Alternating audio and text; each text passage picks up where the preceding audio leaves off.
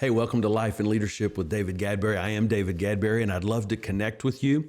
So if you want to connect with our podcast, feel free to email me at connect@gadberry.org, and would love to converse with you, answer any questions that you might have. If you're interested in our coaching, we would love to talk about that.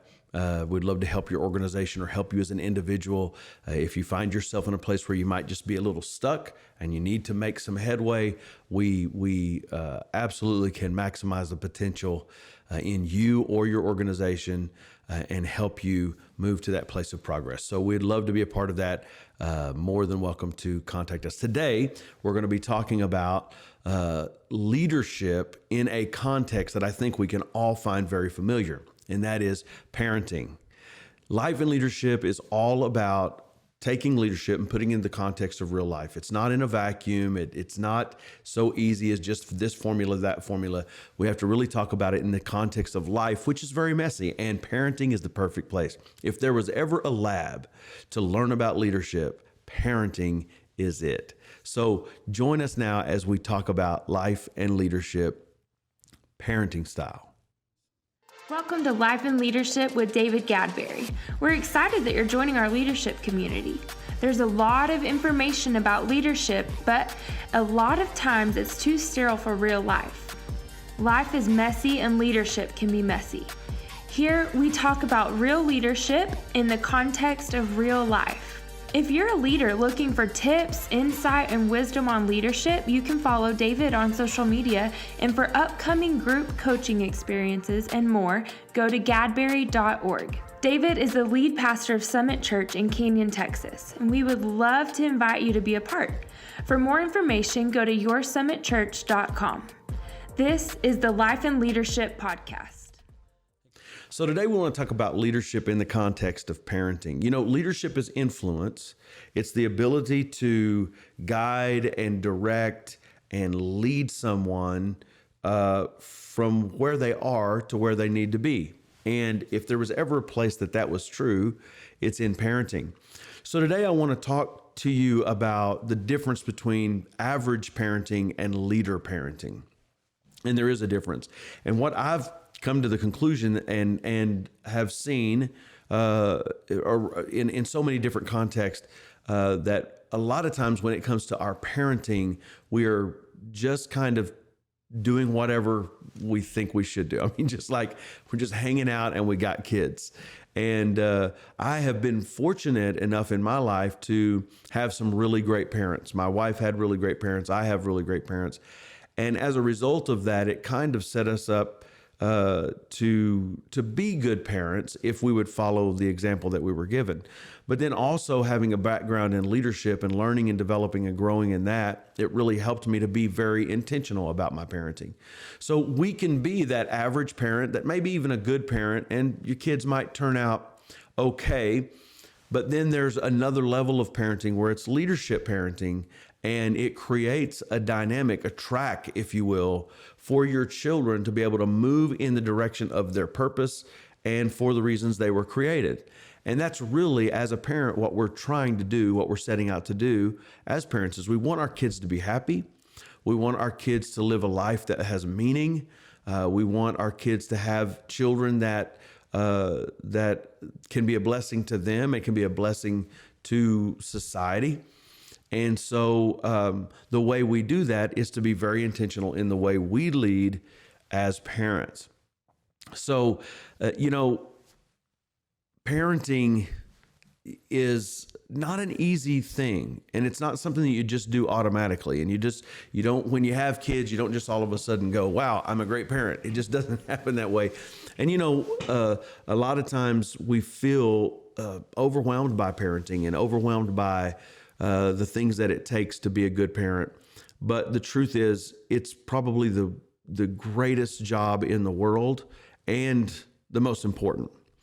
And you might say, well, this is a leadership podcast, but I'm telling you, that's why I wanted to talk about this, because if we could learn to take leadership concepts, leadership principles, and instill them in our children, And if we can become very effective as leaders in our children's lives, it can make a profound difference. And I'm just going to tell you, with culture being what it is today and society being what it is today, our children are faced with some challenges coming, right out of the box. I mean, it just, they face things that we don't necessarily or haven't had to face. And so it's something we need to consider, something we need to think about. And maybe there are some things in us that need to be challenged to say, hey, you know what? I'm just kind of coasting here, and this is going to affect the future of my kids. And so I want to just be an encouragement to you today as a parent. Look, you're not going to be perfect. You're not going to get everything right. But there are some things that we can do to become effective parents. So that's really just what I want to talk to you about. Why I really believe that in the world we living, that one of the problems we're having with, because there's so many things going on now in our world as it pertains to young people and children that are not good, statistics that are negative and are affecting our society in a negative ways. And one of those reasons is because I don't believe it's a crisis in kids. I don't believe it's their fault. I believe it's a crisis in parenting. And some of that can because people are abdicating it. Let social media raise my kids, or let the education system raise my kids, or let church raise my kids. And the truth is, we cannot abdicate our role as a parent, because we have the most influential role in our child's life. Now, I'm just going to tell you that a lot of people will say, oh no, their friends, their peers have way more influence. And no, every statistical survey you can look at and research, parents still have the most influence with their kids, more than their teachers, more than their peers, more than everyone around. When it comes down to it, the person who's going to affect them or influence them the most is their parent. And so whether you're a single parent, whether you're parenting with your spouse, whether you've got a blended family or a nuclear family, it doesn't matter. Parenting is important. Parenting needs to be intentional, and parenting needs to really have that feeling of leadership. Some of the things we're dealing with in the area of children and young people today are because of dysfunction in our own relationships, spousal relationships that are not functional, that are not good, that we're not working on, that we're not doing our part in, that we're being selfish or self-centered, and it's affecting or influencing our children. Some of the problems we're having has been an over-concentration of centeredness around our kids. I mean, if you really want to know the truth, right now, what we're living through is a worship of our kids. And you might say, well, no way, I'm just living my life. I'm just trying to take care of my kids. But if we center our lives around anything other than principles and true north, then we become out of balance. And that's why you have a lot of kids that are facing the world now, and they do not know how to deal with the world because the world will not see them as the center. And if we raise our kids as the center of our whole world, and we revolve everything in life, in our parenting, around our kids, then what happens is they expect that. And when they get older, they feel entitled that the world, their education, their job, their career, their spouse, their kids should center their lives around them, because after all, they are the center. Well, that's not their fault. It's our fault when we treat them that way. So there's a balance there that we need to find. And also, it's probably one of the number one killers of marriages in the empty nest phase of life, because you've spent all this time centering your world around your children and you've forgotten who your spouse is. And so then your kids leave the house and all of a sudden you're looking across the table at someone you don't really know. So it's very important that we get this right. Some of the reasons we're having problems today with kids in the younger generation is we just have neglected our role. And a lot of it is just total distraction. We're just distracted by everything going on. And even our attempts to get it right with our kids, like when we realize, okay, I've not been paying attention, or I'm not. And one of the things we do is we try to fix that with what? More distraction. It really is a problem. And so what I want to do is just kind of talk about some of the things that are different between what I would consider to be average parents, maybe even some bad parents, but the difference between a good parent and a great parent, an average parent and a leadership type parent, a parent who's approaching their parenting as an influencer in their kid's life. And there's a lot to learn here. So I don't want to take a lot of time leading in anymore. I want to get right down to the principles. And here's what I want to do. If you have questions as we're talking about this, feel free to just go to that email, connect at gadberry.org, send me an email, ask me questions, talk to me, make comments, whatever the case may be, but engage with this, because I really believe it could help you as a parent, and it could help your kids in growing and developing in the different stages of their life at this point. So the first thing I would say is average parents are highly involved in the life of their children. So in today's world, average parent is highly involved in the life of their children, but leadership parents allow their children to be highly involved in their life. There's a big difference. I think we think we're spending time with our kids. We're spending quantity time with our kids, going to their ball games, sitting in bleachers, carrying one kid here and another kid there. Families being split up all weekend, going to different tournaments or different extracurricular activities. And the family is just all over the place, and parents feeling like they're nothing more than a glorified calendar keeper. And the truth is, we just feel like that is being a good parent. And the truth is, it could be in some ways, but in a lot of ways, you're just chasing them around, and there's not really solid interaction, and there's not real influence happening, and there's not great conversations.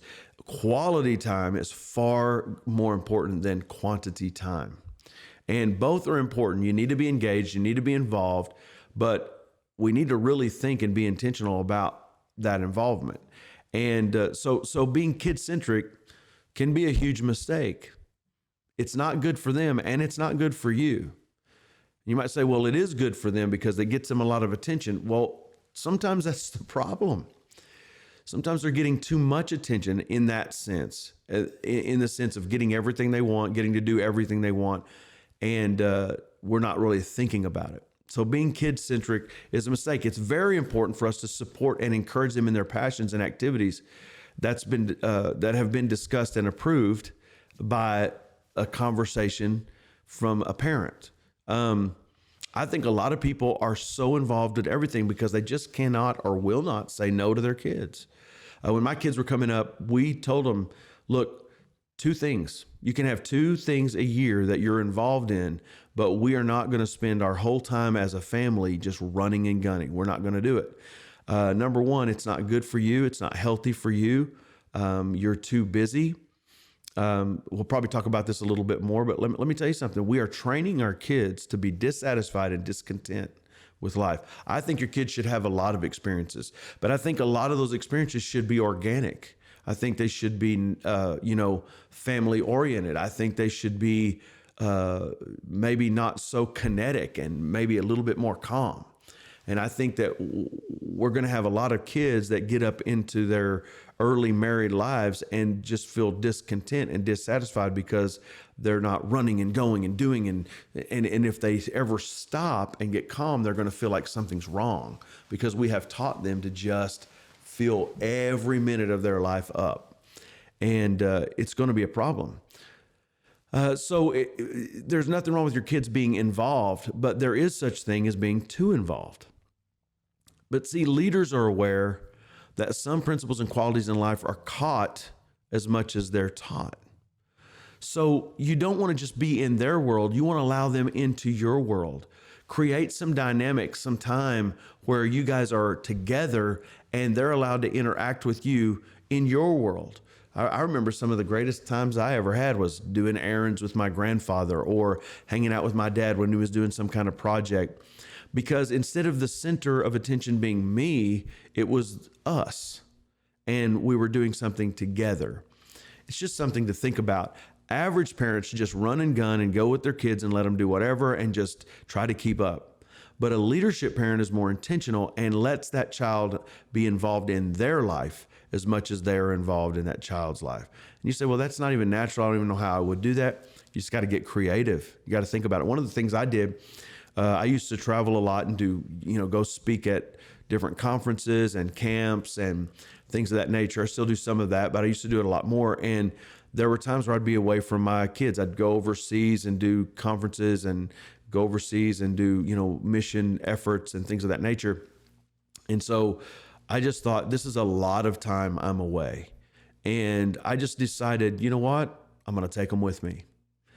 And some of the greatest family moments that we've had were just traveling with my kids, not doing some activity with them, not taking them to a ball game, not taking them to some extracurricular thing, which is fine. And there are times for that. But then also allowing them, hey, I don't have to just be gone and then come back and tell them about it. I can take them with me. So at 14 years of age, my kids, even younger for my youngest one, started going on international trips with me. I would go to speak at conferences. I would take one of my kids with me, just hang out when they were old enough and it was appropriate. So it's like they get to see your life. They get to be involved with you. They get to be a part. So I would encourage you, find ways, be creative to do that. Average parents, this is number 2, average parents have active children. Leader parents teach their children to focus on priorities and choose appropriate activities. Now, I'm going to say that again. Average parents have active children.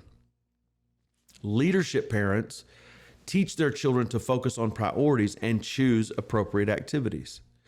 So I think, honestly, this has never been more necessary than it is right now. Just because your kids are doing something doesn't mean they should be doing that. Just because they are doing it doesn't mean they should be doing it. Let me just teach you something. There's this old concept, this old dynamic, or not dynamic, but this old idea that if you keep your kids busy, it'll keep them out of trouble. Now, there could be some truth to that, but what I have found to be true in over 30 years of working with families and working with kids, most of the time, if that's our mentality, we're going to run and we're going to keep them so busy that they can't get in trouble. What happens is they will have moments where they're not busy, and when they're not, they're going to pack all the trouble into that moment because it becomes restrictive. I see a lot of kids nowadays that aren't even enjoying really all of the activities they're involved in. It has become like a job. And so then they want to blow off steam. And so what I would encourage you is to just really think that through. It's not just about being active and being busy. It's about being intentional. What are we having them do? Are we allowing them to make decisions that are priorities? Are we teaching them what is really important and what's not, and why it's important? My biggest concern with the sport culture right now is that in the way we've created the sports culture in busyness, we've lost so many positive things that come with the sports culture. I grew up playing sport and different athletic activities, and man, it taught me so many great things. I mean, working together, team mentality, perseverance, hard work, the payoff of giving it your all. It's so many great things to learn, but I think that we have gotten so overdone and overwrought with this. It's become like we got 10-year-olds that almost act like they have a career in sports. And so activity is good, and sport is good, and extracurriculars where your kids are using their talents. So good. But we have to manage what's most important. And when do we fit what in? And, how do we keep those things from getting turned upside down in our life? Because can I just tell you, kids are never going to make that decision. You're going to have to make that decision. If you leave it up to them, your kids will absolutely overdo it because when they begin, it's fun to them and it becomes almost like a tradition in their life. And so they're not going to back out of it most of the times. I've heard of some kids getting to a certain age going, I just don't want to do it anymore. Listen, if your kid comes to you and says, I'm just tired, I'm worn out, I don't want to do it anymore, you need to take that as, wow, I have missed it. Because if your kid has gone to the point where they put a stop to it, you really need some balance in your life. So I would encourage you to really listen, be paying attention, and then teach your kids how to make priorities. Just because they want to do something doesn't mean they should. We didn't let our kids just do whatever they wanted. We decided as a family what was most important, what we could accomplish, what we could achieve, what they could do well at, and then that's what we did. With all the activities that are available today, it's a great opportunity to teach your kids how to schedule, how to not fill their calendar up, but to establish priorities in their calendar. Big difference. Can't get into all of that today, but it's an important thing. Successful and significant people do not fill their lives with constant, unimportant activities. Yet we're teaching our kids to do that. It's not the way to live. Some of our kids will grow up and have no sense of priority, and they'll be discontented because they think real life is busy life, and if I'm not busy, I'm not really living. And this is gonna hurt their marriage. This is gonna hurt their career. This is gonna hurt their life and their mentality and their mindset. Again, I'm not saying you won't be busy. I'm just saying we need to shift for over busyness with priorities. And I think it teaches your kids then that sometimes there's a good time to stop. Sometimes we need to place priority on our education. We need to place priority on our spiritual life. We need to place priority on our family dynamic. And then we do these things. And some of those things can be mixed in together, but they need to be done intentionally. So the next one is average parents care for their children. Leader parents lead their children because they care. Now listen, say it again. Average parents care for their children. Leadership parents lead their children because they care. And there is a difference. The difference is the definition of the word care. Care in a lot, not all, but a lot of parenting means my job as a parent is to make my kid happy. However, that is not at all what it means. To care for your kids is not synonymous with making your kids happy.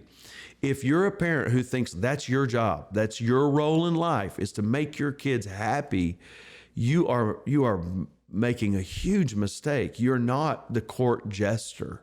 You're not their entertainment. You're not there for their pleasure.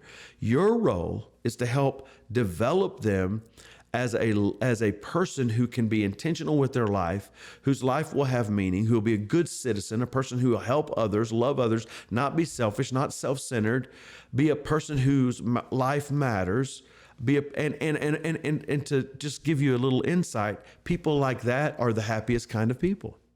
Because they know happiness is a decision, and they make the decision to be happy because their life is purposeful and meaningful, and it's not just a bunch of busyness. Leadership will take them there. So average parents, their kids are, they care about their kids, but leadership parents lead their kids because they care, and they understand my whole role here as a parent is not just to make my kids happy, but to train and develop and admonish and love and care and lead and help them become that person that I know they can become. Really, a part of our job as parents is to produce potential in our kids. Like, we know they have the potential. We can see where their talents are, their gifts, their strength, their character, and their personality, and we can guide them towards life that connects with all that in them. In parenting, it basically means caring for their needs.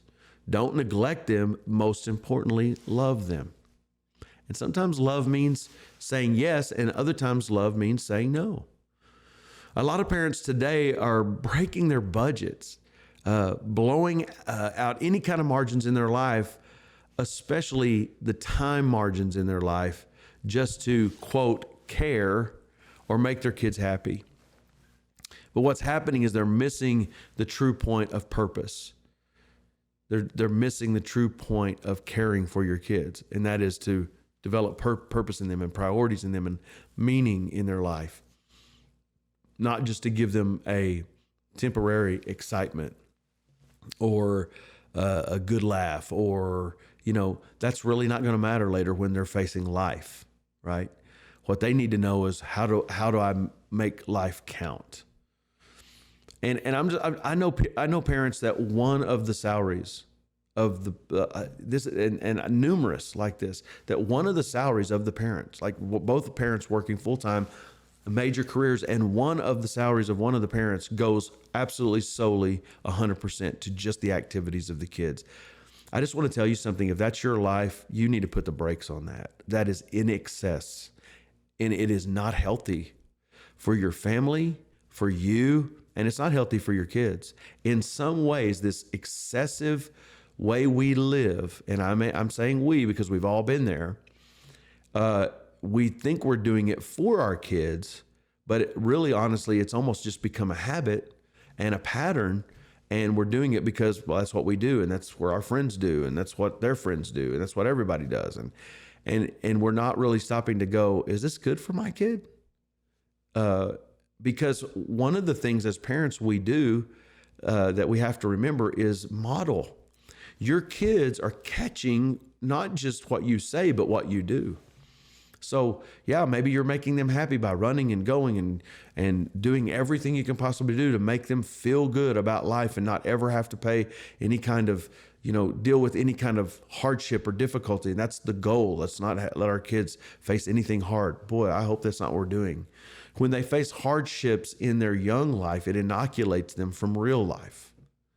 And when we keep them from facing any hardships by not making them deal with the consequences of their actions, or by catching them every time they fall and not letting them deal with the issues of life, then what happens is they get in real life, and real life is going to just knock them out.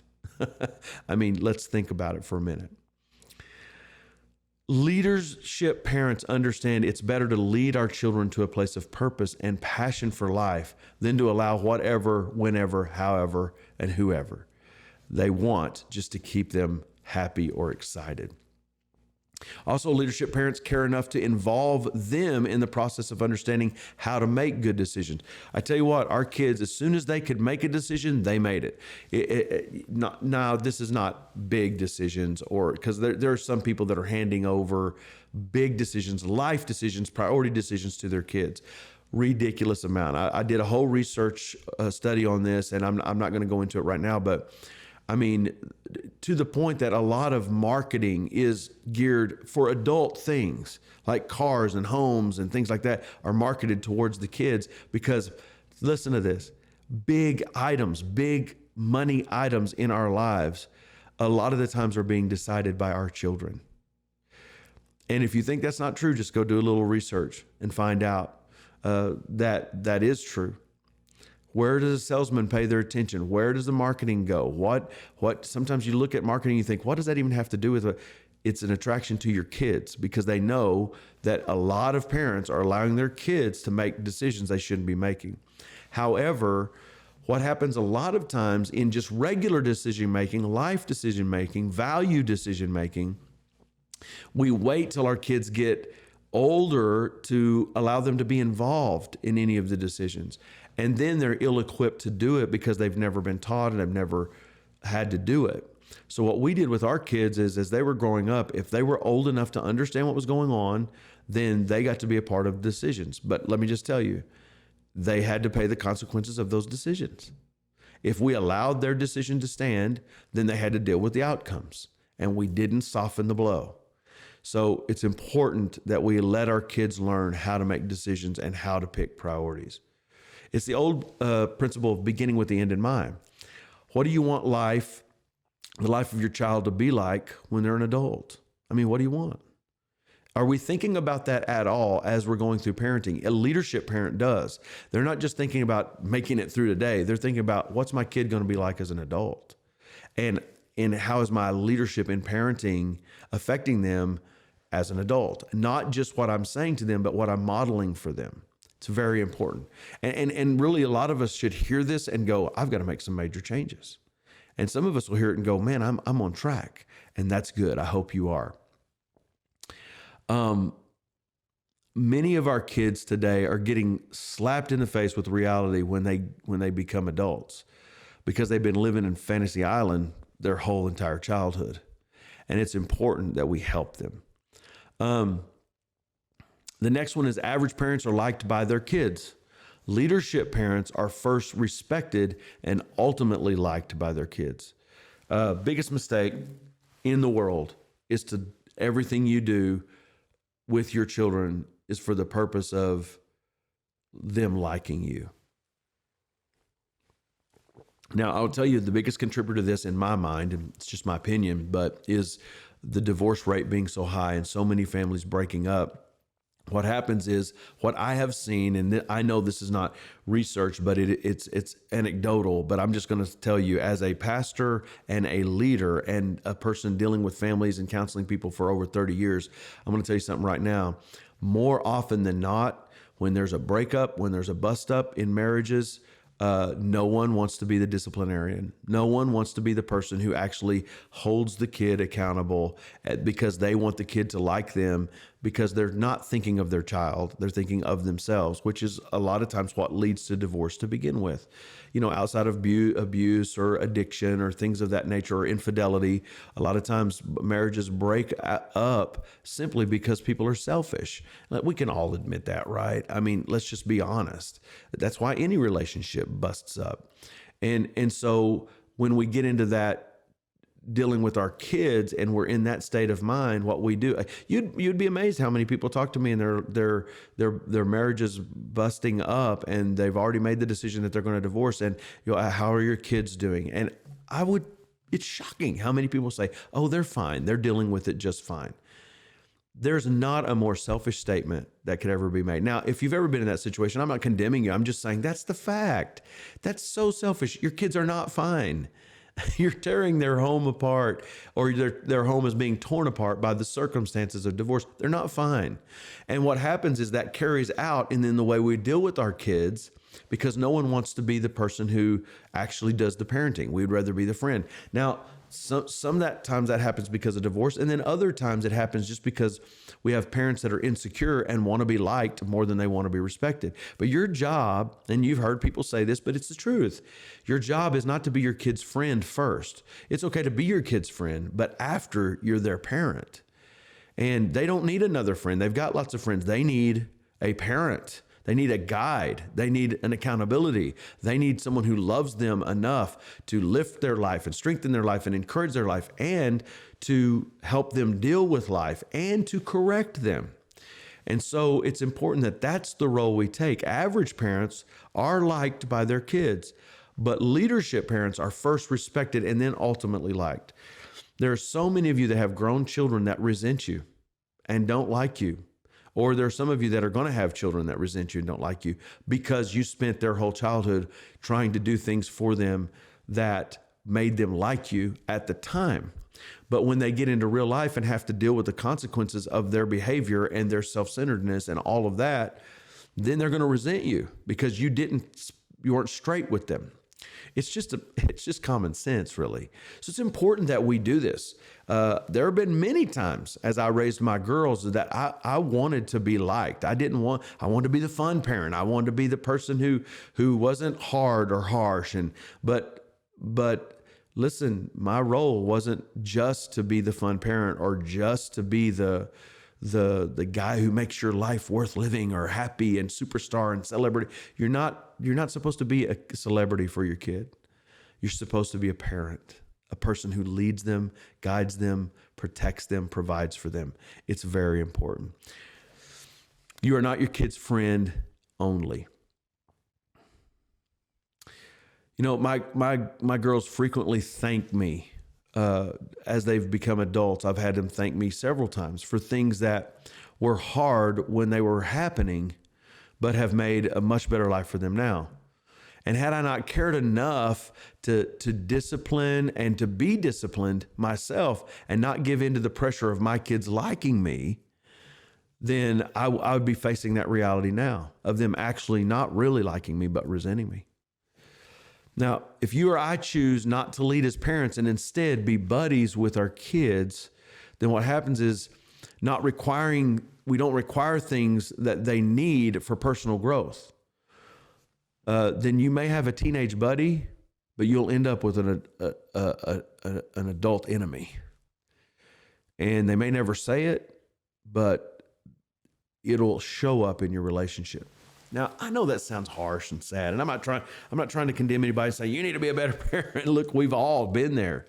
But I'm just telling you, we need to think more down the road as parents. And that's what leaders do. Leaders are navigators, and they look down the road and they see where things are going, and they do the things necessary now to keep things on the path they need to be on for a good result and a good outcome. So I want to encourage you today to do that. The next one is average parents know about their children's friends. Leadership parents know their children's friends. Oh my goodness. Good one. And there's a major difference knowing about your kids' friends and knowing your kids' friends. Don't think because you know about their friends that you know them. Just because you know about them, you know their reputation, you know what your kids say about them, that you really know them. And there are friends in your kid's life that they don't need to know. Now, I hate to say that, and we don't want to be exclusive, or we don't want to be people who are ugly to anyone. That's not the goal. But the truth is the truth, and there are kids that are not good influences. There are people that are not good influences on your kids, and you don't need to be laissez-faire about this. You need to be like guarding this. One of your roles as a parent, and my role as a parent, is that we guard our kids' hearts and their minds and their emotions, and we help them navigate. And allowing them to be in relationship with certain people is just a bad idea. And so getting creative, finding ways to lead them into better relationships, lead them into better places, lead them into better thinking. Because let's just be honest, we are influenced by the people who we are around, and it will rub off. So it's important that we don't just know about our friends, but we know them. Don't take the attitude that it doesn't matter. Because you go ask a parent whose kids got in with the wrong people and ended up having a life that was disastrous because of it. I'll tell you, they'll let you know really quick it matters. Ask any parent who's watched their kid's life go down the drain because of that. Bring their friends close to you. How do we do that? Find ways to be in settings with your kids and their friends in a way that allows for appropriate relationship to form. Now, this is not weird and awkward, and you're not going to embarrass your kids. The worst thing you could do to your teenager, especially, is be an embarrassment to them. You're not trying to be the cool person in the deal. That's not what I mean by getting to know your kids' friends. You don't want to be that they're so cool and they're just like one of our buddies and they're just one of the crowd. No, that is not appropriate. That is not who you need to be. That is not leading. But you do need to get to know their friends. Get in a context where you can know about them and you can hear their heart and you can hear what they're thinking about and what they're doing and where they're going.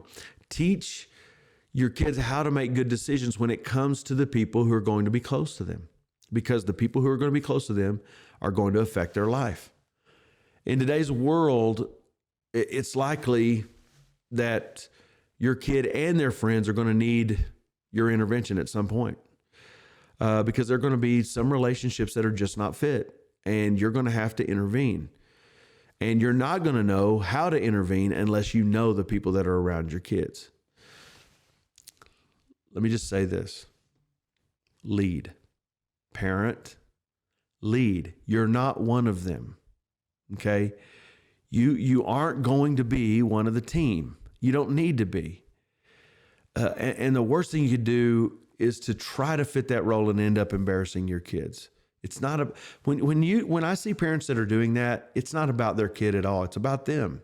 And there's something that they're getting from that interaction. That's not why you want to know your friends, your kids' friends. You want to know them because they're in your kid's life, and it's important that the right people are surrounding your kids.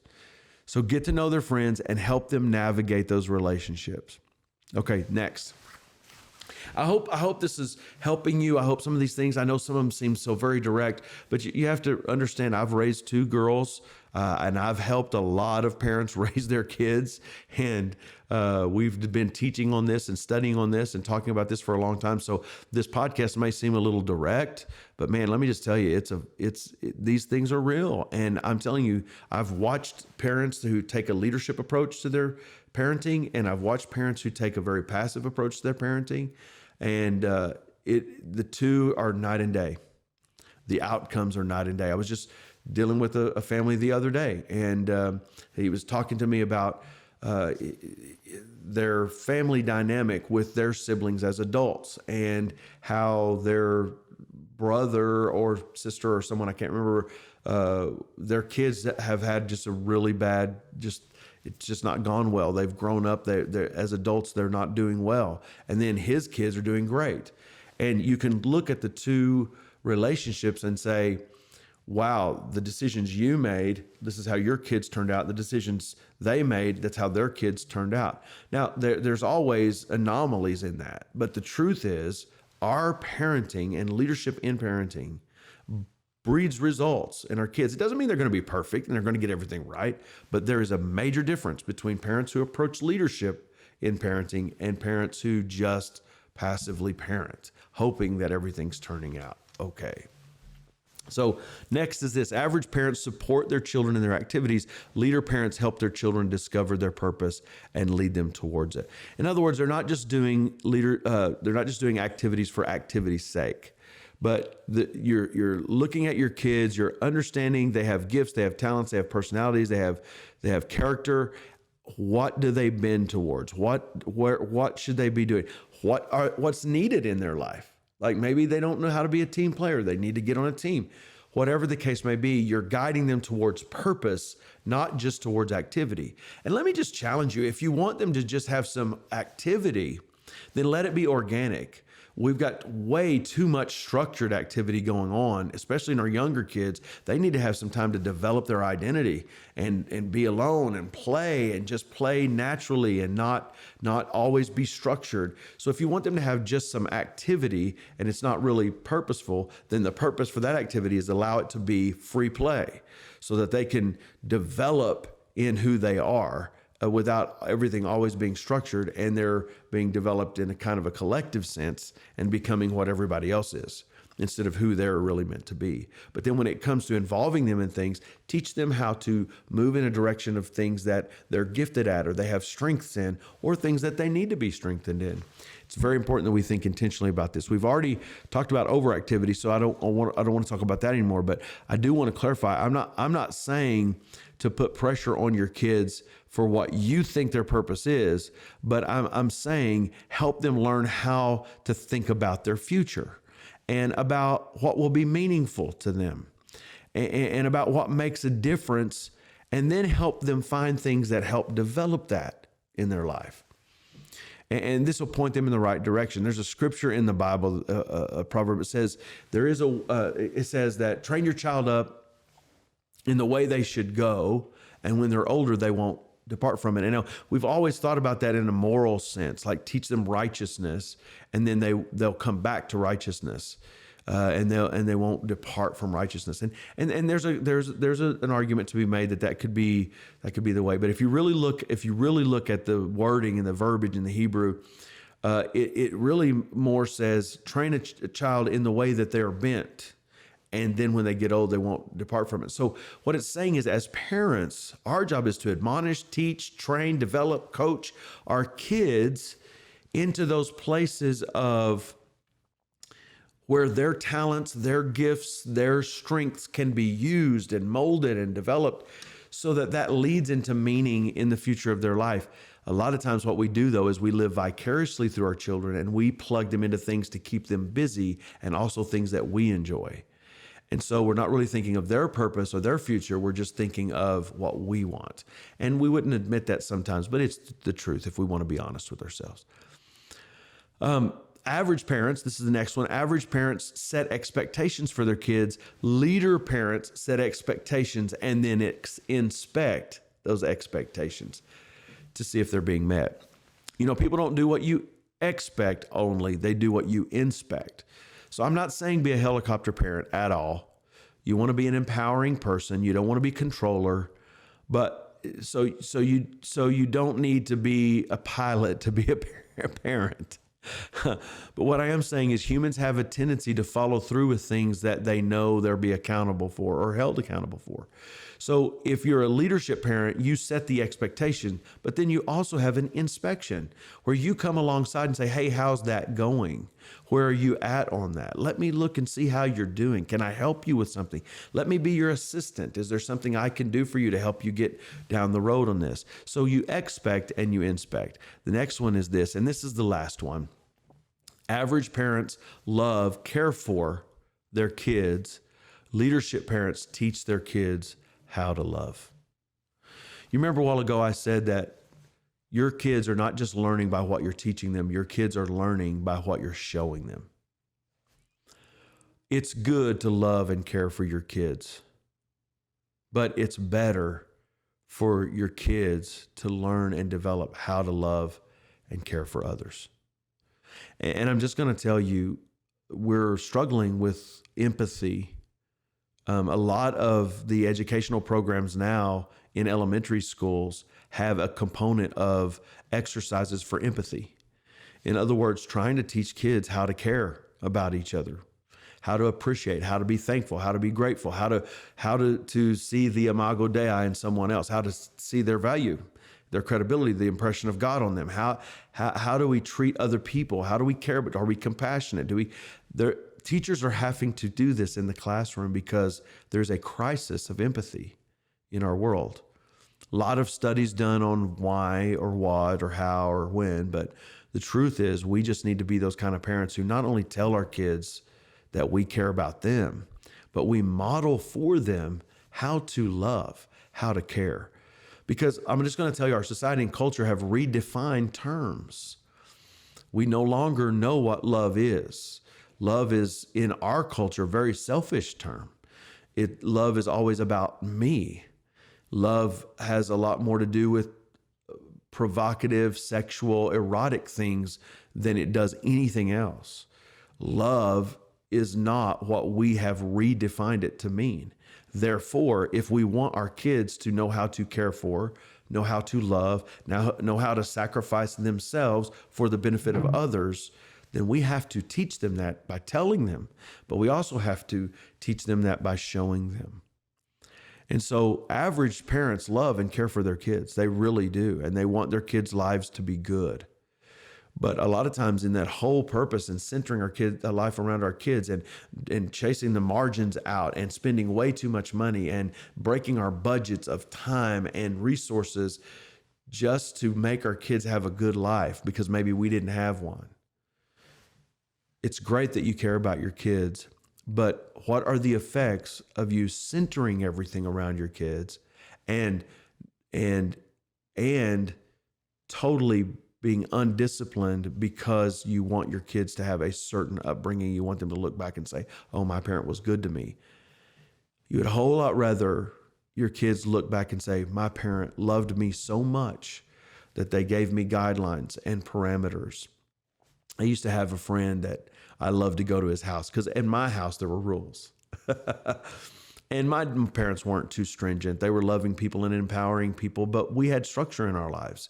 And we had certain ways you were allowed to behave and things. Now listen, I was ADHD and am still, and they didn't know about what that was when I was a kid, and at least my parents didn't. And so, but even so, they didn't allow me to behave in ways that were inappropriate. They just said, hey, this is how we behave. And this, if you want the privileges, you have to do the responsibilities. And that's how I learned the value of hard work. That's how I learned the value of respect. That's how I learned the value of love, is by my parents teaching me, showing me, and telling me. And I'm glad that I had a good life, and my parents always provided for me, and they always gave me love. But they put discipline in my life. I had another friend that I would go over to his house, and I liked being over there because I could do anything and no one cared. And I said one time, I said, let's hang out at your house because, man, we can do whatever we want. And I'll never forget what he said to me. I'll never forget it. I was just in junior high school, but I'll never forget it. He said, I'd rather be at your house. And I said, why? And he said, at least your parents care. See, sometimes parents, when we're being overindulgent with our kids, we think they perceive that as care. They don't. They perceive it as you don't care. Because kids know that there should be some parameters. Kids know that there's someone supposed to be protecting them. Kids know that someone is supposed to be guiding their life. It's a natural part of life. And when it's not happening under the guise of, I want to make my kids happy, or I want them to have a good life, an upbringing, they don't translate it or interpret it as love and compassion and empowerment. They translate it as, you don't care about me. Wow, that was an eye-opener for me when I looked back on that as an adult. So average parents love and care for their kids, but leadership parents, they lead their kids to love by loving them, but also teaching them what love really is. Love for this generation, like I said, has been redefined. And what we have to do is, by our actions, teaching, and model, define it back, redefine it again back into what it really is. One way to teach your kids how to love, the best way to teach your kids how to love, to lead them to love, is by loving your spouse. And when I say loving your spouse, I'm not talking about being affectionate towards your spouse, which is important and is a symptom of love, but deferring to them, caring for them, putting them first, laying down your own wants and desires for theirs. And when both spouses are doing this, this is an atmosphere that is unmistakable. And let me tell you something, your kids are catching that. Being generous to each other in every way. Let me tell you something, man. You want generous kids, be a generous person. You want loving kids or kids that love others, do in your life to your spouse what real love is. And when you do, your kids will get it. But also we need to talk about love with them. We need to help them find ways to put it into practice. Love is simply caring for others more than you care for yourself. And it means to not be selfish. It means to not be self-centered. And this is hard because we've trained ourselves and them to be selfish. It's just the truth. And you notice I'm saying we, I'm not saying you. It's the truth. Our society, our culture, we've trained ourselves to be selfish. Think of ourselves first. We're most important. So when we teach them to love, what we're having to do really is we're having to retrain ourselves and them. And it's important that we do so.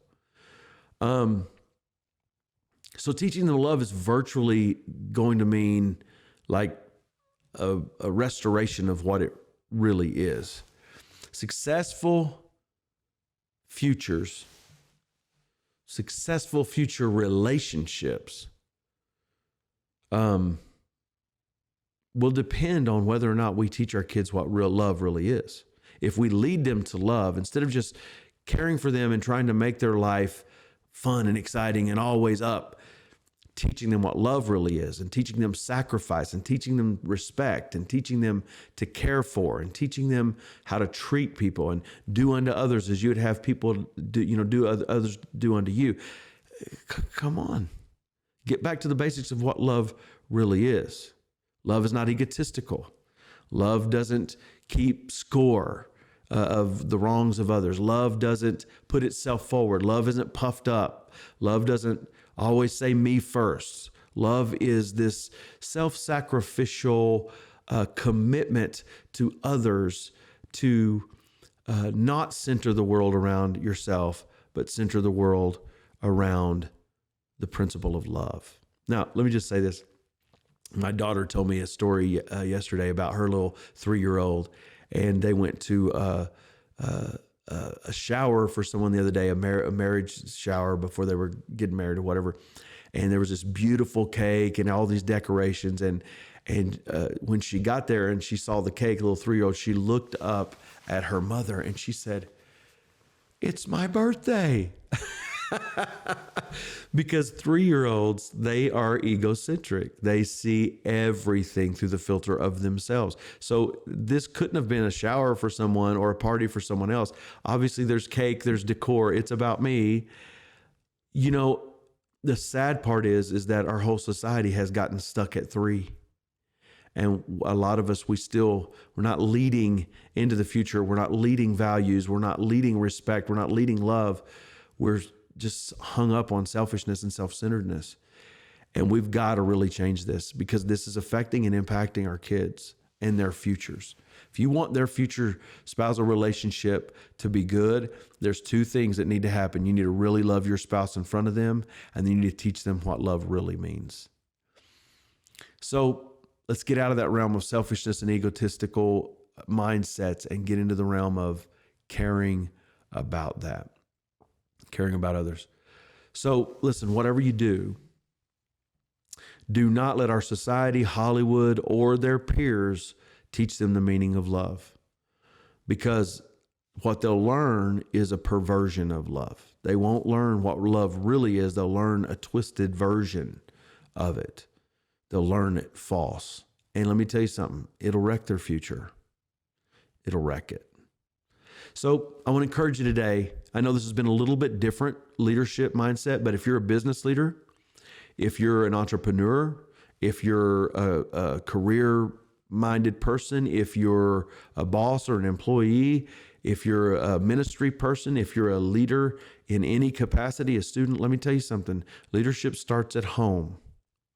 And if you really want to be an effective leader in business, in ministry, in life, in general, start by leading your family. Start by leading those closest to you.